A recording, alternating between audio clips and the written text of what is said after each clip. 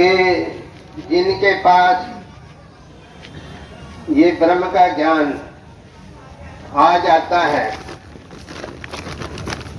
तो फिर उनको ये फक्र होना चाहिए कि हम ऐसे मिशन का अंग है जो निरंकारी मिशन जो दुनिया के कोने कोने में फैला हुआ है, दूर देशों में भी है। ऐसा परिवार हमको मिला, ऐसे परिवार के हम अंग हैं जो विशाल परिवार है। अभी दास को पंजाब में जाने का मौका मिला,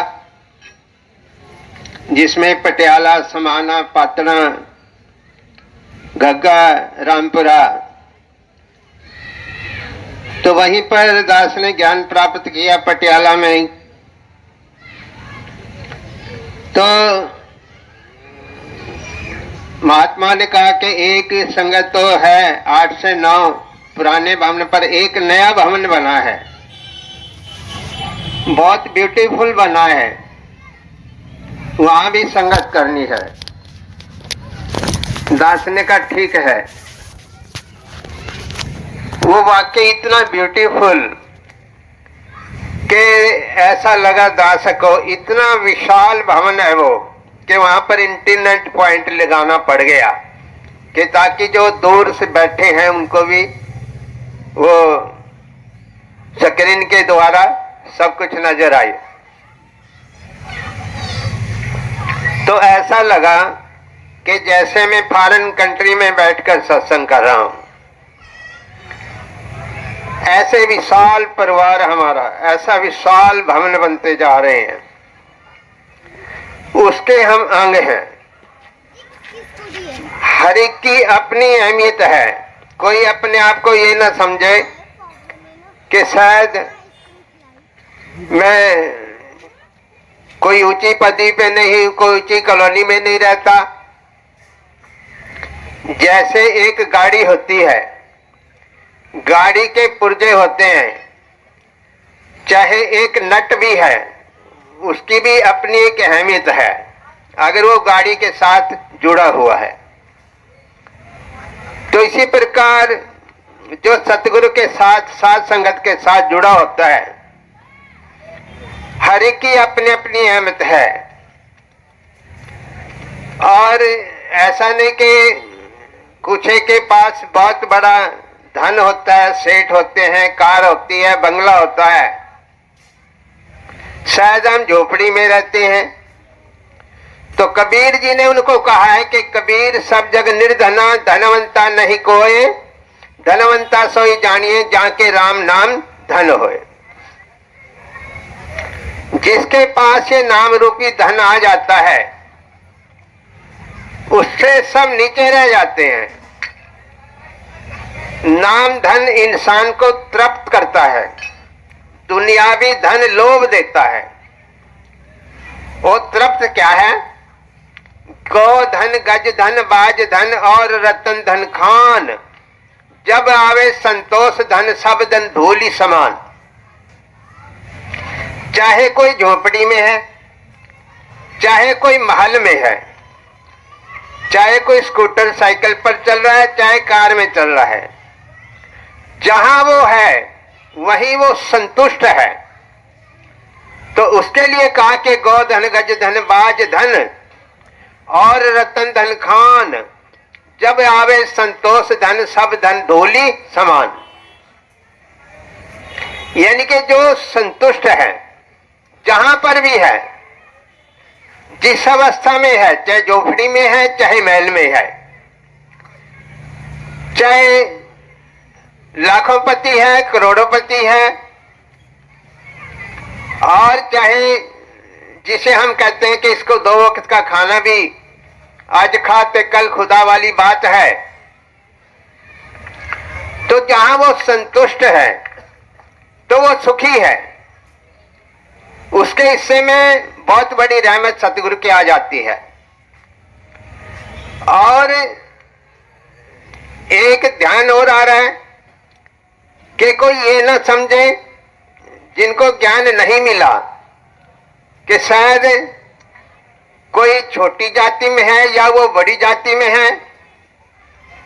उनके लिए भगवान राम जी का संदेश रामचित मानस में दर्ज कि बड़े भाग मानुष तन पावा, सुर दुर्लभ सद ग्रंथ ही गावा। वो भाग्यशाली हैं जो मानव शरीर में हैं। कोई जाति का सवाल नहीं, कोई निर्धन का सवाल नहीं, कोई धनवान का सवाल नहीं, कोई अंग का सवाल नहीं। तो जो इस योनि में है, मानव शरीर में है, जैसे कहा कि एक ही नूर है सबके अंदर नर है, चाहे नारी ब्राह्मण क्षत्रिय वैश्य सर्जन, एक ही खलकत सारी है। तो वो कोई अपने आप को ये महसूस ना करे कि अपने आप को हल्कापन महसूस ना करे, बल्कि ये समझे कि ये तो ऐसा शरीर मुझे मिला है जो देवताओं को भी दुर्लभ है। नेक्स्ट पॉइंट, मिला किस लिए है, ये संत महापुरुष हमें संदेश दे रहे हैं। कबीर जी का मैसेज ले ले, रात गवाई सोई के दिवस गवाए खाए, हीरा जन अनमोल है कोटि बदले जाए। कोटि माया को कहा है। तो ये निरंकार की तरफ से इस संसार में तीन चीजें दुर्लभ हैं। सबसे पहला मानव तन। ये निरंकार ने ये काम हमारा कर दिया, इसने ये भेंट दे दी हमको, तोहफा है ये, तोहफा, ये शरीर तोहफा है। अब ये इंसान ने खुद सोचना है, ये जो भेंट मिली है, जो तोहफा मिला है, ये मैंने रखना कहाँ है। किसी शीश महल में रखना है ये कि नाली की तरफ रखना है, ये खुद उसने सोचना है। तो अगर वो शीश महल में रखेगा उसकी कदर होगी, देखने वाले देखेंगे। जैसे हमारा एमपी महाराष्ट्र की तरफ टूर था, किसी महापुरुष के घर नाश्ता था, तो एक शोकेस था, वहां पर फल रखे थे, उसके अंदर तरबूज था और चीजें थी। दास ने सोचा ये इसमें क्यों रखे हैं, ये प्लेट में रखने चाहिए महापुरुषों को, ये तरबूज रखा है, फ्रूट रखे हैं। फिर पता लगा कि ये बनावटी है, ये असली नहीं है। तो ध्यान आया, दास अभी जैसे पंजाब का जिक्र किया, वहां एक घग्गा में प्रोग्राम था, जैसे आज महापुरुषों ने ये प्रोग्राम रखा है आशीर्वाद लेने के लिए, लंगर भी बना रहे हैं, कर रहे हैं। जिस परिवारों में से ये माया निकल के आ रही है, मुखी महात्मा ने जी भी आशीर्वाद दिया है, दास भी सतगुरु माता जी नंकारी राजपिता जी से उनकी तरफ से आशीर्वाद देता है कि भरपूर रहे, धन धान्य से भरपूर रहे, संतों के हर कार्य ये दातार स्वयं करता है। तो जब वहां गया तो वहां एक मुखी महात्मा ने कहा कि एक भीम हलवाई की दुकान है, वहां उतर जाना। दास ने कहा ठीक है। तो वहां जब उतरा, दास को ध्यान में आया एक हलवाई है, एक हलवाई की मिठाई है, एक मिठाई के नाम है, रसगुल्ला है, गुलाब जामुन है, लड्डू है, जलेबी है, कलाकंद है, इमरती है, ये नाम है। तो जो हलवाई से मिठाई लेके खाएगा, मिठास उसके हिस्से में आएगी। ये बात पक्की समझ लो। यही निरंकारी मिशन कह रहा है कि हे मानव, एक शाश्वत सत्ता है, एक उसके नाम है, अनेकों उसके नाम है। परमात्मा है, ईश्वर है, अल्लाह है, गॉड है, खुदा है। कोई किसी नाम से पुकारता है, कोई किसी नाम से उसको याद करता है। एक उसके नाम है, पर ये नाम रूपी दौलत। दास को अलीगढ़ में जाने का मौका मिला।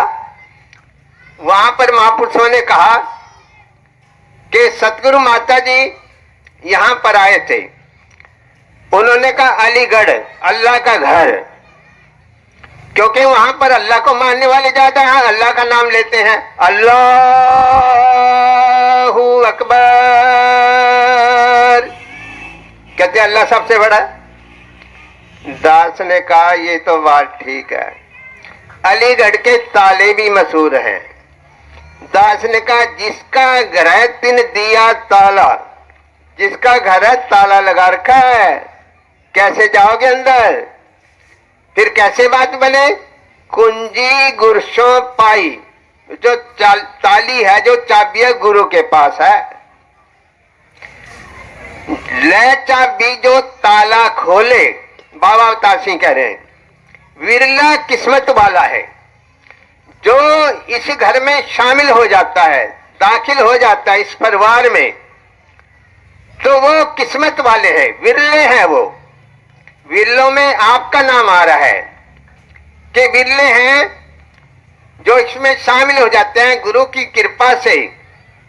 जैसे कहा कि पायरे गुरु भी नहीं ज्ञान न होए, पूछो ब्रह्मा नारद वेद व्यास से कोई पायरे गुरु भी नहीं ज्ञान न होए। तो जो ताला खोल के अंदर चला गया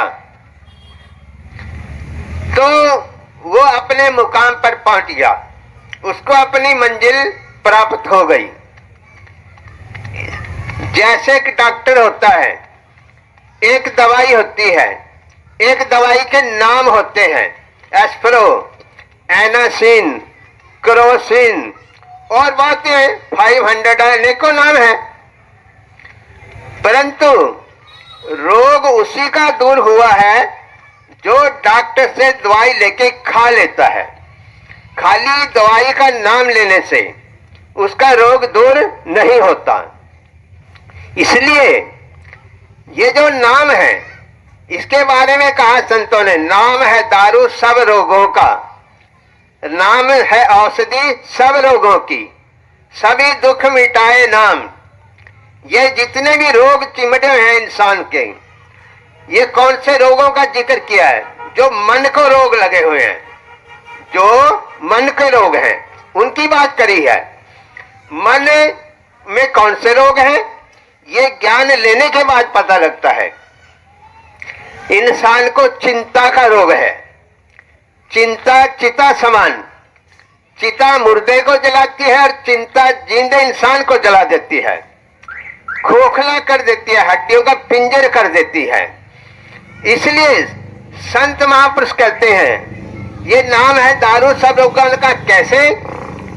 भगत चिंतन करते हैं, चिंता नहीं करते, चिंतन करते हैं। चिंतन का मतलब मुखी महात्मा जी ने भी कहा कि अपने कर्तव्यों का पालन भी करते हैं, वो परिवार का पालन पोषण और जो कर्तव्य है चिंता नहीं करते, चिंतन करते हैं।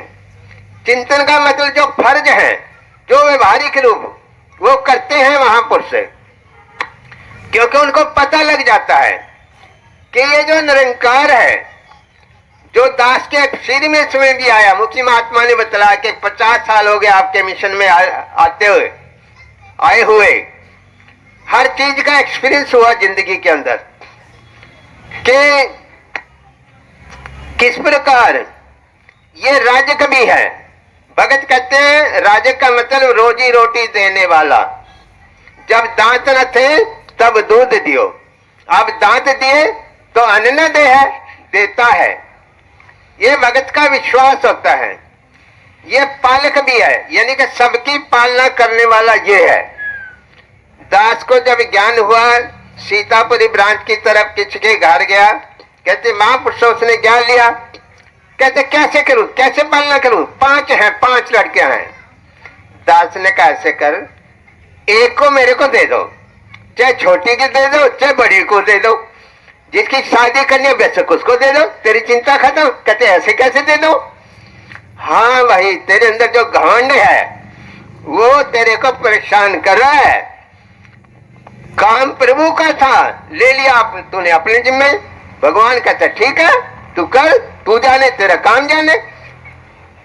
जब कहते हैं भगवान ये मेरी ड्यूटी लगाई है, पालना तू करने वाला है, तो दास ने एक भाव पहले भी रखा था, बातें तो बहुत हैं पर एक ध्यान में जो आ जाती है